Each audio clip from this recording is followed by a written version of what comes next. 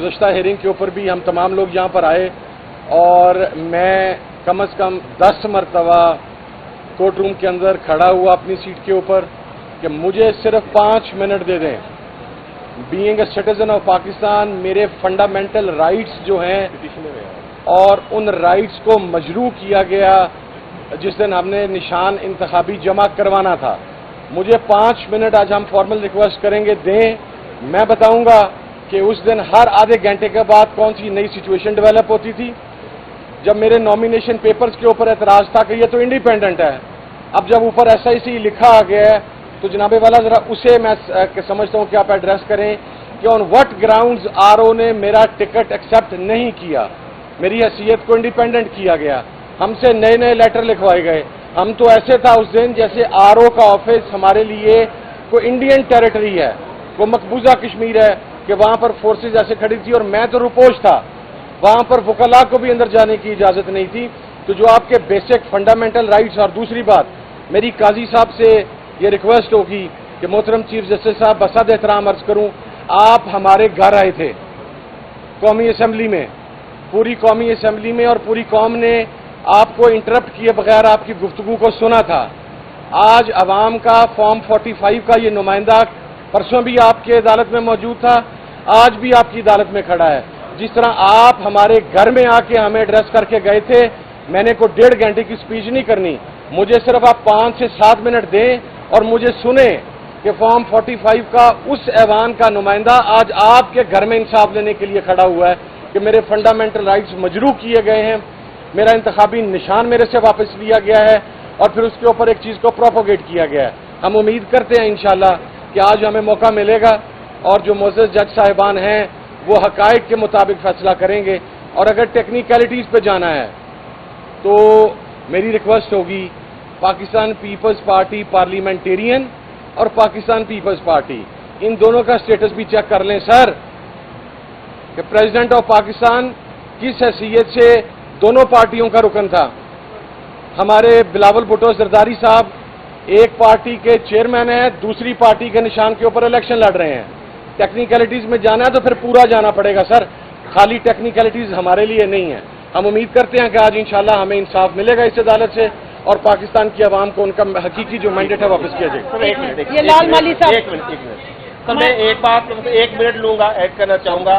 देखिए, पाकिस्तान तहरीक इंसाफ ने एक दरख्वास्त दाखिल कर दी है इस केस में पार्टी बनने के लिए।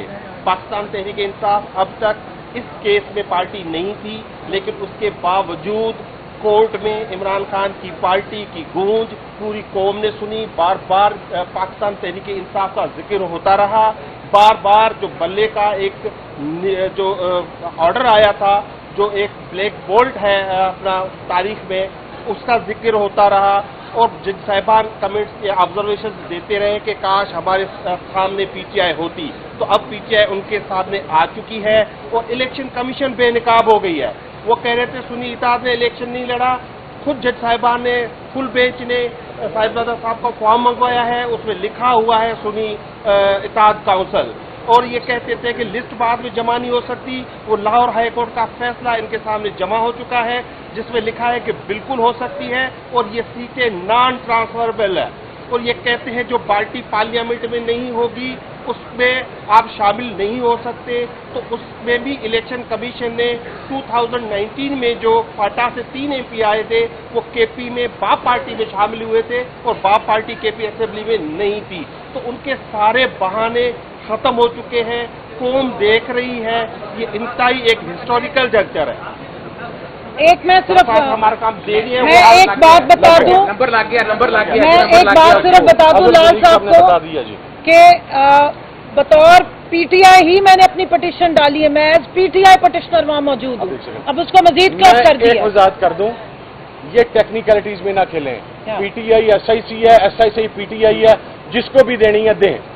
हम दोनों पार्टी में किसी को कोई एतराज नहीं है, हम अलाइड हैं। दूसरा, हमने खुदकुशी नहीं की मोहतरम चीफ जस्टिस साहब, हमारा कत्ल किया गया है, हमारा कत्ल किया गया है, हम जाए वकूआ पर मौजूद हैं और हम उम्मीद करते हैं कि कातिलों के नाम मंजरे हम पर आएंगे। Thank you. एक चीज और आपको क्लियर कर दें साहब, 1 मिनट ठहरिएगा। یہ بڑا ضروری اہم معاملہ ہے. کیا معاملہ ہے کہ کاغذات کے نامزدگی جو ہے یہ سارے بیٹھے ہیں پاکستان تحریک انصاف کی طرف جمع ہوئے ہیں, باقاعدہ ڈیکلریشن بھی کیا. اب جو مزیدار بات آپ نے سننی ہے وہ ذرا سمجھیے گا بات کو. جب سمبل کا کیس لے لیا گیا, اس کے بعد سپریم کورٹ میں معاملہ آیا, سپریم کورٹ نے سمبل لے لیا. یہ 12 تاریخ تھی اور آپ کو یاد ہوگا الیکشن کمیشن نے ایک فیصلہ دیا تھا, اس میں کہا کہ ایک پارٹی سے پہلے آپ استعفیٰ دیں دوسری پارٹی میں جائیں. یہ پاکستان تحریک انصاف نظریاتی کا جب ڈیکلریشن فارم لے کر گئے اور پھر وہ بھی قبول نہیں کیے گئے, تو آپ کے پاس ذرا سمجھنا ہے کہ تحریک انصاف کو راستے بند کر دیے گئے. اور چیف جسٹس صاحب ایک سوال ہے آپ سے کہ جب آپ کے سامنے سمبل لینے کا کیس آیا تھا تو سیکشن 215 آپ نے لکھا ہے کہ اس کی وائرس چیلنج نہیں کی. کیا ٹیکنگ اوے یا symbol is banning a party نہیں ہے؟ کیا پاکستان تحریک انصاف کو بین نہیں کر دیا گیا الیکشن لڑنے کے لیے؟ آپ نے دیکھا. پھر ایک اور سوال ہے, رول 94 کی ایکسپلینیشن دیکھیں, جہاں لکھا ہوا ہے کہ جس کے پاس انتخابی نشان نہیں ہے اس کو ریزرو سیٹیں نہیں مل سکتی. تو کیا یہاں آنکھیں بند رکھنی ہے؟ آئین کی آرٹیکل 17 کی خلاف ورزی چل رہی ہے. اور دوسری بات دیکھیے گا, سنی اتحاد کونسل کھڑی ہے آپ کے سامنے اور صاحب نے سارے ریکارڈ بتا دیے ہیں کہ ان کو سمبل کس طرح نہیں دیا گیا. کیا یہ ریکارڈ کا حصہ نہیں ہے؟ کیا لیول پلینگ فیلڈ نہیں دی گئی اور اب الیکشن کمیشن کے لیے کیس ڈیفینڈ کرنا مشکل ہو گیا؟ وہ ایک پارٹی کی حیثیت سے سامنے آ رہا ہے. خدارا آئین اور قانون کی پاسداری کریں. آج بڑی امید ہے, بہت امید ہے کہ سپریم کورٹ انصاف دے گی, آئین کی پاسداری کرے گی اور پاکستان تحریک انصاف یا سنی اتحاد کونسل جس کا جو حق ہے ریزرو سیٹیں ان کی ہے, متناسب نگرانندگی ان کو ملنی ہے, کسی کو نہیں مل سکتی. اسٹولن مینڈیٹ پہ بھی میں اسٹولن مینڈیٹ پہ بات کروں گا. پہلے تو میں بات کروں گا, یہ بات ہو رہی ہے کہ یہ ہمیں نشان نہ ملنے کی وجہ سے یہ ہوا. دیکھیں میں ایک آپ کے سامنے اگزامپل موجود ہوں. میں نے گھڑیال کے نشان پہ NA 148 سے الیکشن لڑا. پھر جب ضمنی الیکشن ہوا تو گھڑیال کا نشان کسی نامعلوم کینڈیڈیٹ کو دے دیا گیا اور میں نے SIC کے گھوڑے کے نشان پہ الیکشن لڑا. تو ہمیں نشان نہ ملنے کی وجہ سے ظاہر ہے پورے عمل کے اندر کہیں لیول پلینگ فیلڈ نہیں ملی, نقصان ہوا ہے. تو یہ چیز ہوگی. جہاں ہم اسٹولن مینڈیٹ کی بات کرتے ہیں تو آج کا جو کیس ہے وہ اسٹولن مینڈیٹ کے ہمارے مقدمے سے ریلیٹڈ ہے. ہمارے 170 سے اوپر کینڈیڈیٹس نے پورے پاکستان میں الیکشن پٹیشنز جمع کرائی ہوئی ہیں.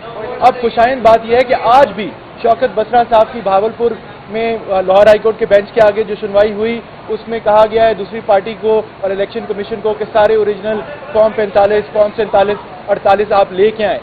اسی طرح راجہ بشارت صاحب کی پنڈی بینچ کے آگے جو الیکشن پٹیشن لگی ہوئی تھی وہاں پہ بھی یہی فیصلہ آیا ہے.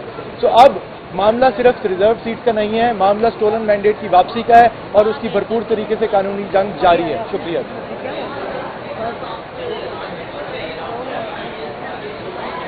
آج انشاءاللہ ٹیم کے ساتھ موجود ہیں, چیزیں ساری سامنے آئیں گی آپ کے سامنے. اور ایک اور بتا دوں آپ کو, آج بتا دیں آپ کو ایک اور بات یاد رکھیے گا. اسلام آباد ہائی کورٹ کے سامنے کل سیکشن 215 اور رول 94 جو وائرس چیلنج کی ہیں وہ لگا ہوا ہے اور میں امید کرتا ہوں کہ ہماری سپریم کورٹ آئین کی پاسداری کرے گی اور اس بات کو کلیئر کرے گی.